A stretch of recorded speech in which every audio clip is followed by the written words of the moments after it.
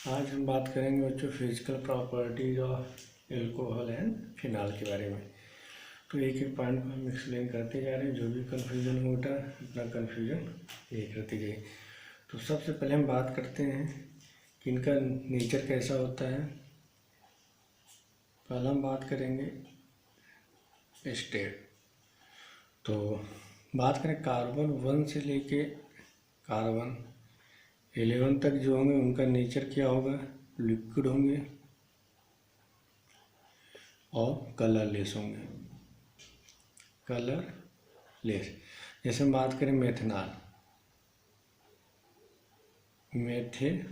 Methanol की बात करें CH3OH, या एथेनॉल की बात करें C2H5OH, या प्रोपेनॉल की बात करें C3H7OH। कार्बन 1 है, कार्बन 2 है, कार्बन 3 है, मतलब कार्बन 1 से लेकर कार्बन 11 तक के जो होंगे एल्कोहल, उनका नेचर क्या होगा, लिक्विड नेचर होंगे। बात करें हायर कार्बन वाले, मतलब मोर देन 11 वाले जो होंगे, उनका नेचर क्या होता है, सॉलिड नेचर होते हैं। मतलब जो लोअर एल्कोहल होते हैं वो लिक्विड इन नेचर होते हैं, जो हायर होते हैं उनका नेचर कैसा होता है, उनका नेचर हमारा सॉलिड इन नेचर होता है। चलिए अब सेकंड हम बात करें सॉल्बिलिटी की बात करें। सारे पॉइंट को समझना और सारी चीज़ों को एक्सप्लेन कर रहे हैं, एक एक पॉइंट को समझते जाइए। सेकंड हम बात करने जा रहे हैं सॉल्बिलिटी।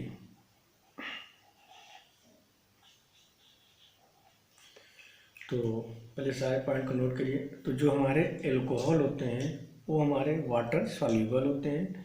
तो क्यों सॉल्यूबल होते हैं, क्योंकि वाटर के साथ क्या बना लेते हैं, हाइड्रोजन बॉन्डिंग बनाते हैं। तो पहले समझना एक एक पॉइंट को नोट करिए। The solubility of alcohol, the solubility of alcohol and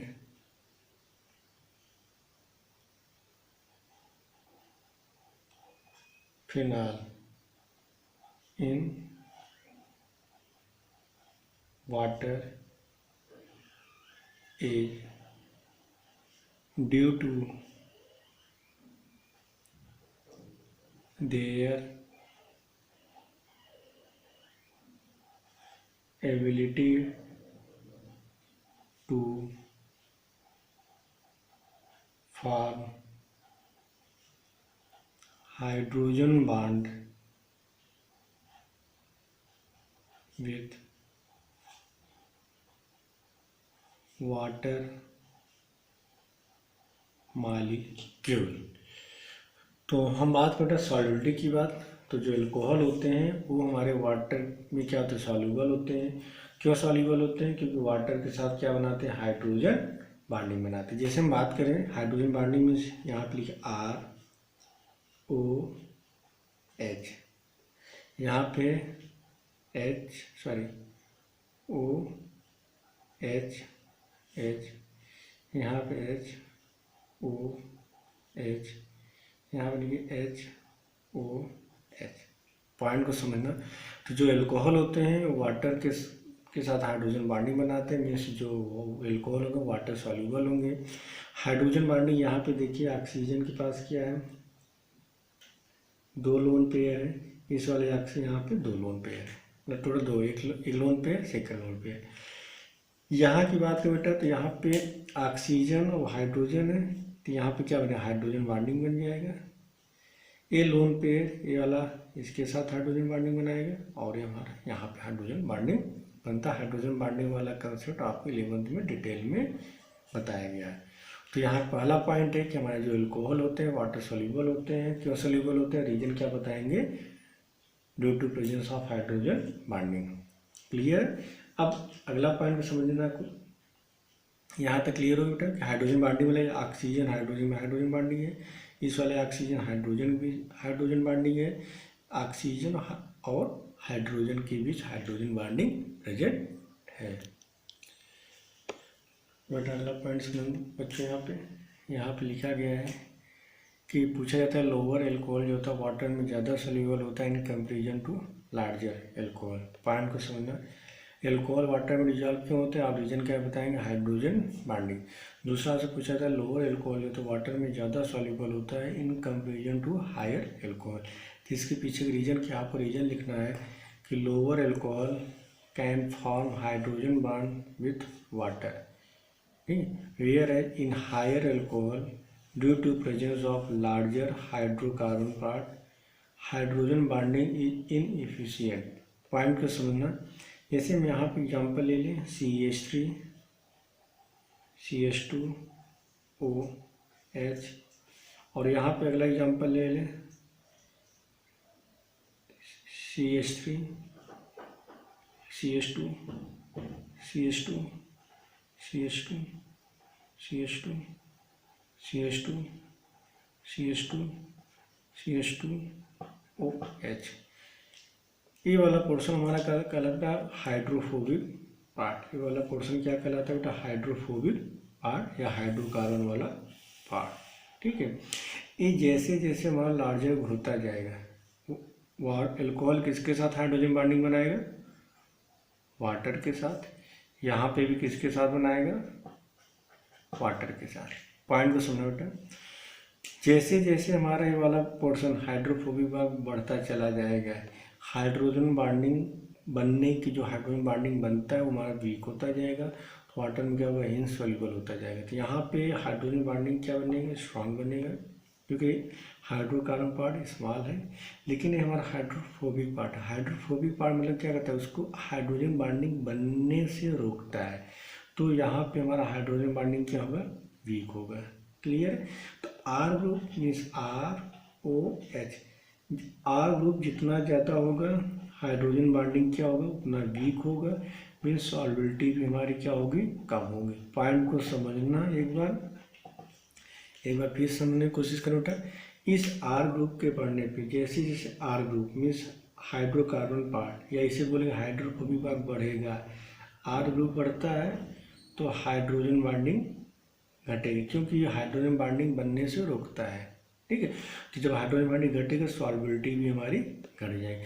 तो कभी भी अगर आपसे पूछा जाए कि लोअर एल्कोहल ज़्यादा सॉल्युबल होता है इन कंपेरिजन टू हायर, तो क्या बताएंगे, lower alcohol can form hydrogen bond with water where in higher alcohol due to presence of larger hydrocarbon part AR group hydrogen bonding is inefficient, ठीक है।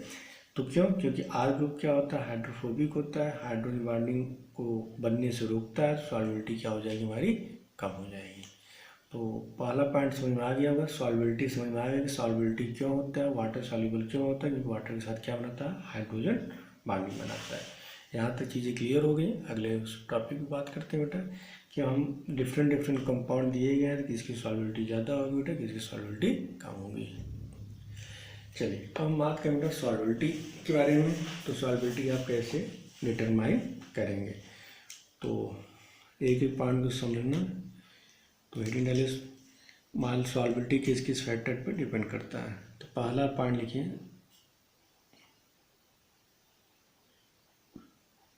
सॉल्बिलिटी inversely proportional to molecular weight. Molecular weight बढ़ने पे हमारी जो सॉल्बिलिटी होती है क्या होती है, कम होती है। क्यों, क्योंकि मॉलिक्यूलर वेट बढ़ने का मतलब क्या होगा, हमारा सरफेस एरिया बढ़ेगा, सरफेस एरिया बढ़ने की वजह से सॉल्बिलिटी क्या होती है, इन वाटर क्या होता है बेटा, कम होता है। तो पहला पॉइंट अगर आपसे पूछा जाए कि मेथनॉल, सारे एग्जाम्पल नोट कर रहे हैं, इसकी सॉल्बिलिटी ज़्यादा होगी। तो मॉलिक्यूलर वेट बढ़ने पे सॉल्बिलिटी हमारी क्या होती है बेटा, कम होती है। चलिए यहाँ पे जैसे दिया गया CH3OH, सेकंड एग्जांपल दिया गया है CH3 CH2OH, और थर्ड एग्जांपल आपका दिया गया है CH3 CH2 CH2OH। ये है आपका मेथनॉल, ये है आपका इथेनॉल, ये है आपका प्रोपेनॉल। तो सॉल्बिलिटी सबसे ज़्यादा किसकी होगी, सबसे ज़्यादा किसी होगा, मेथनॉल को होगा बेटा, इथेनॉल को होगा, फिर प्रोपेनॉल का। क्लियर है। तो जैसे जैसे हम बात करेंगे कार्बन आपको बढ़ता चला जाएगा, सॉल्युबिलिटी आपकी कम होती जाएगी। तो मेथनॉल, इथेनॉल, प्रोपेनॉल, अगर आपसे पूछा है ब्यूटेनॉल पेंटेनॉल में किसकी सॉल्युबिलिटी ज़्यादा होगी, ब्यूटेनॉल की होगी। पूछा है पेंटेनॉल और हेप्टेनॉल में किसकी ज़्यादा होगी, हेप्टेनॉल की होगी। पेंटेनॉल हेप्टेनॉल में किसकी ज़्यादा होगी, पेंटेनॉल की। क्लियर। आपसे पूछा जाए ब्यूटेनॉल और हेप्टेनॉल में किसका ज़्यादा है, ब्यूटेनॉल का होगा।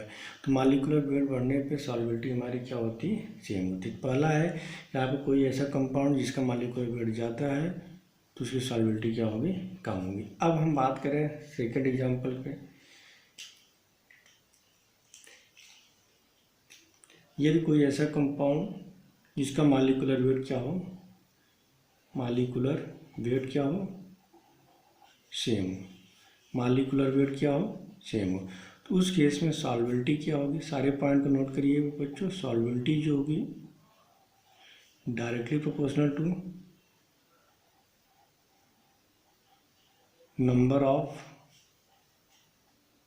Side chain. ये किसके लिए एप्लीकेबल होगा, आइसोमर्स के लिए। जैसे भी एग्जांपल हम करा रहे हैं आइसोमर। जैसे यहाँ पहला एग्जांपल ले लें ब्यूटेनॉल का। ये है आपका ब्यूटेनॉल, कार्बन बैलेंस बेटा चेक कर लेना, सबका बैलेंस ही है। ये आपका ब्यूटेनॉल है, कार्बन कार्बन OH, और यहाँ पे 3 एग्जांपल दिए गए। ये ब्यूटेनॉल है। तो यहाँ पे देखिए मॉलिक्यूलर वेट सेम हो तो उस केस में सॉल्युबिलिटी जो भी क्या होगा, directly proportional to number of side chain या आइसोमर। और आइसोमर में सबसे ज़्यादा किसका होगा, 3 डिग्री का, फिर 2 डिग्री का, फिर 1 डिग्री का। ठीक है। मीन जैसे जितना ज़्यादा साइड चेन होगा वहाँ पे हमारा क्या होगा, सरफेस एरिया कम होगा। सरफेस एरिया कम होने की वजह से वान डर वाल फोर्स कम होगा। या आप कह सकते हैं कि आप जैसे जैसे आप जा रहे हैं सरफेस एरिया क्या हो रही है, डिक्रीज हो रही। यहाँ पे सरफेस एरिया ए है, यहाँ पे सरफेस एरिया है, यहाँ पे सरफेस एरिया और कम है। यहाँ पे 1 2 3 4, यहाँ पे 1 2 3 सॉरी वो यहाँ पे आपका 1 डिग्री है, यहाँ पे 2 डिग्री है, यहाँ पे 3। तो आप देखिए ब्रांचिंग के बढ़ने पे सरफेस एरिया कम होगा। जब सरफेस एरिया कम होगा तो वांडर वाल फोर्स ऑफ अट्रैक्शन कम होगा। तो उस केस में सॉल्युबिलिटी क्या हो जाएगी, बढ़ जाएगी। तो सॉल्युबिलिटी आपकी क्या होगी, बढ़ जाएगी। तो यहाँ पे लिखा गया अब ये आपका क्या है, ब्यूटेनॉल है, आइसोब्यूटेनॉल, नियोब्यूटेनॉल। तीनों कंपाउंड का मॉलिक्यूलर वेट क्या होगा, सेम होगा। लेकिन सरफेस एरिया सबसे ज़्यादा इसका होगा, फिर इसका होगा, फिर इसका। ब्रांचिंग के बढ़ने पर सरफेस एरिया कम होगा तो वांडर वाल फोर्स ऑफ अट्रैक्शन कम होगा। तो जब अट्रैक्शन कम होगा तो वाटर में सॉल्युबिलिटी की टेंडेंसी क्या होती है, बढ़ जाती है। तो यहाँ पे सबसे ज़्यादा सॉल्युबल कौन होगा, 3 डिग्री, फिर 2 डिग्री, फिर 1 डिग्री। जैसे अगला एग्जांपल लेते हैं, यहाँ पे सेकंड एग्जांपल की बात करें। ये है आपका पेंटेनॉल, कार्बन की बैलेंसी चेक कर लेना। ये है आपका पेंटेनॉल 1 2 3 4 5, यहाँ पे 1 2 3 4 5। देखिए 1 2 3 4 5। ये आपका 3 डिग्री एल्कोहल है, ये आपका 2 डिग्री एल्कोहल है, ये आपका 1 डिग्री एल्कोहल। अब आप इसमें पूछा जाए कि सॉल्युबिलिटी किसकी ज़्यादा होगी। सॉल्युबिलिटी किसकी ज़्यादा होगी, सबसे ज़्यादा थर्ड का होगा, फिर सेकंड का होगा, फिर 1 का होगा। क्लियर है। अगर आपसे पूछा जाए C4H9OH, C5H11OH, ये 2 एग्जाम्पल दिए गए हैं। ये आपका ब्यूटेनॉल होगा, ये आपका पेंटेनॉल। सॉल्युबिलिटी किसकी ज़्यादा होगी, ब्यूटेनॉल का, 1 greater than 2। तो अभी तक 2 फैक्टर बताए सॉल्युबिलिटी केस में। पहला मॉलिक्यूलर वेट जिसका ज़्यादा हो सॉल्युबिलिटी कम होगी, मेथनॉल का सबसे ज़्यादा, फिर एथनॉल, फिर प्रोपेनॉल। दूसरा केस बताया कि जब मॉलिक्यूलर वेट सेम हो तो उस केस में सॉल्युबिलिटी क्या होगा, directly proportional number of side chain. एक मॉलिक्यूलर वेट कब कम होगा, जब कंपाउंड आइसोमर्स हो। तो आइसोमर्स में 3 डिग्री, फिर 2 डिग्री, फिर 1 डिग्री। जैसे यहाँ पे दिया ब्यूटेनॉल या 1 डिग्री, आइसो या इसे क्या बोलेंगे, 2 डिग्री बोलेंगे, इसे 3 डिग्री बोलेंगे। तो सबसे ज़्यादा सॉल्युबिलिटी किसी हुई, 3 डिग्री का, फिर 2 डिग्री का, फिर 1 डिग्री का। जैसे एक एग्जाम्पल होकर आते हैं हेक्सेनॉल 1 2 3 4 5 6 OH। पहला प्रॉब्लम है, ये दूसरा 1 2 3 4 5 6, और ये आपका थर्ड प्रॉब्लम 1 2 3 1 2 3 4 5 6 OH। बेटा कार्बन 1 2 3 4 5 6 1 2 3 4 5 6 1 2 3 4 5 6। तो सॉल्विटी किसकी ज़्यादा होगी? पहला ये होगा, फिर सेकंड ये होगा, फिर ये होगा। क्लियर। अब थर्ड हम बात करने जा रहे हैं लास्ट पॉइंट सॉल्विटी का। पहला मॉलिक्यूलर वेट ज़्यादा, सॉल्विटी कम। दूसरा मॉलिक्यूलर वेट सेम है, साइड के बढ़ने पे नंबर ऑफ साइड चेन जितना ज़्यादा सॉल्विटी उतनी कम होगी। थर्ड पॉइंट हम बात करने जा रहे हैं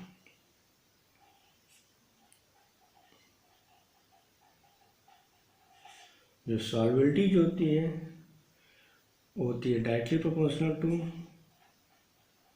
number of OH group, directly proportional to hydrogen bonding, directly proportional to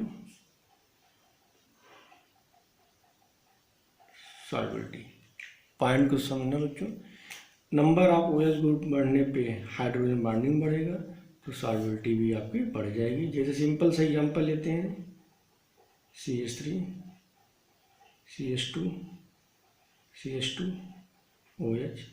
second example ले रहे हैं CH3 CH OH CH2 OH। Third example हम ले रहे हैं CH2 OH CH OH CH2 OH।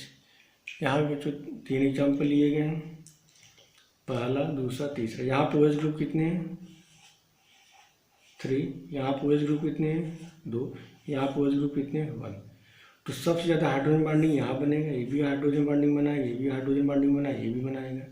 यहाँ पे 2 OH ग्रुप है, 2 हाइड्रोजन, यहाँ पे 1 है। तो सॉल्विटी सबसे ज़्यादा किसकी होगी? थर्ड का होगा, फिर सेकेंड का होगा, फिर फर्स्ट का होगा। इस कंपाउंड का नाम क्या बेटा? ग्लिसरॉल बोलते हैं। तो सॉल्विटी आपका क्लियर हो गया। अब हम बात करते हैं बेटा बॉइलिंग पॉइंट के बारे में। बात करें बेटा बॉइलिंग पॉइंट के बारे में, तो बॉइलिंग पॉइंट जो होता है सॉल्विटी का जस्ट रिवर्स होता है। सेम सा कंसेप्ट है ये कि बॉइलिंग पॉइंट जो होता है सॉल्विटी का जस्ट रिवर्स होता है। तो पहला पॉइंट लिखिए, boiling point directly proportional to molecular weight. पहला पॉइंट, सारे पॉइंट एक्सप्लेन करें। दूसरा पॉइंट जो होगा boiling point inversely proportional to number of side chain. और थर्ड बात करें बेटा boiling point directly proportional to number of OH group. ये वाला पॉइंट सेम है, बाकी दोनों क्या होंगे? अपोजिट होंगे। ठीक है। तो जैसे अगर आपसे एग्जांपल पूछा जाए, सिंपल से एग्जांपल, ये है आपका मेथनॉल CH3, ये है आपका इथेनॉल CH3 CH2 OH, ये है आपका प्रोपेनॉल। तो मॉलिक्यूलर वेट से ज़्यादा किसका होगा? प्रोपेनॉल का होगा, फिर इथेनॉल का होगा, फिर मेथनॉल का होगा। तो बॉइलिंग पॉइंट किसका ज़्यादा होगा? इसका होगा। सेकंड एग्जांपल लेते हैं, ये है आपका प्रोपेनॉल, ये है आपका ब्यूटेनॉल, ये है आपका पेंटेनॉल। तो बॉइलिंग पॉइंट किसका ज़्यादा होगा? सबसे ज़्यादा पेंटेनॉल, फिर ब्यूटेनॉल, फिर प्रोपेनॉल। क्लियर। चलिए सेकंड बात करते हैं कि नंबर ऑफ साइड चेन के बढ़ने पे बॉइलिंग पॉइंट कम होता है। क्योंकि साइड चेन बढ़ेगा, सरफेस एरिया कम होगा, तो van der Waals force of attraction कम होगा, तो बॉइलिंग पॉइंट भी हमारा कम हो जाएगा। तो जैसे एग्जांपल ले लें यहाँ पे, ये है ब्यूटेनॉल, कार्बन की वैलेंसी चेक कर लीजिएगा बेटा, CH3 CH2 CH2 CH2OH। यहाँ पे लिया गया है, और यहाँ पे 3 एग्जाम्पल लिए गए। ये 1 ब्यूटेनॉल, ये 2 ब्यूटेनॉल, ये आपका 3 डिग्री ब्यूटेनॉल। ये यहाँ 1 डिग्री एल्कोहल होगा आपका, यहाँ पे 2 डिग्री एल्कोहल होगा और यहाँ पे 3 डिग्री। एल्कोहल जिस कार्बन से अटैच है यहाँ पे एक साइड चेन है, यहाँ पे एल्कोहल जिस कार्बन से अटैच है इससे 2 साइड चेन अटैच है। चेक करिए बेटा, यहाँ पे 3 एल्कोहल जिस कार्बन से अटैच है यहाँ पे 3 साइड चेन है, पहला, दूसरा, तीसरा। आप लेफ्ट टू राइट जा रहे हैं, लेफ्ट टू राइट जाते हैं बेटा, तो आपका साइड चेन क्या हो रहा है, साइड चेन इंक्रीज है। जैसे जैसे साइड चेन इंक्रीज होता है सरफेस एरिया कम होता है। सारी चीज़ें आपको बताई गई हैं, सरफेस एरिया घटेगा। जब सरफेस एरिया घटता है तो वांडर वाल फोर्स ऑफ अट्रैक्शन घटेगा, और जब वांडर वाल फोर्स ऑफ अट्रैक्शन घटता है तो हमेशा बॉइलिंग पॉइंट भी आपका घटेगा। तो इस पॉइंट को हमेशा दिमाग में बैठाए रखिए कि जो बॉइलिंग पॉइंट जो होता है किस पे डिपेंड करता है, वांडर वाल फोर्स। वांडर वाल फोर्स जितना ज़्यादा होगा बॉइलिंग पॉइंट भी हमारा उतना ज़्यादा होगा। तो पूछा जाए कि सबसे ज़्यादा बॉइलिंग पॉइंट किसका होगा, 1 डिग्री, 2 डिग्री, फिर 3 डिग्री। जैसे अगला एग्जाम्पल ले लें पेंटेनॉल।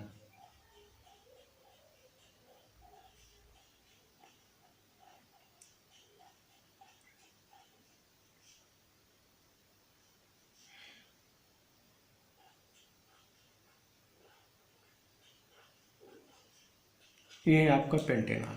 पॉइंट को समझो, एल्कोहल जिस कार्बन से अटैच है इस वाले कार्बन से, साइड चेन है यहाँ पे सिर्फ एक साइड चेन है। एल्कोहल इस वाले कार्बन से अटैच है, यहाँ पे 2 साइड चेन है। एल्कोहल यहाँ पे कितने साइड चेन है, 3 साइड चेन। तो लेफ्ट राइट जा रहे हैं, साइड चेन इंक्रीज हो रहा है तो सरफेस एरिया घटेगा, तो वांडर वाल फोर्स भी घटेगा, तो बॉइलिंग पॉइंट भी घटेगा। तो बॉइलिंग पॉइंट का ऑर्डर ये होगा।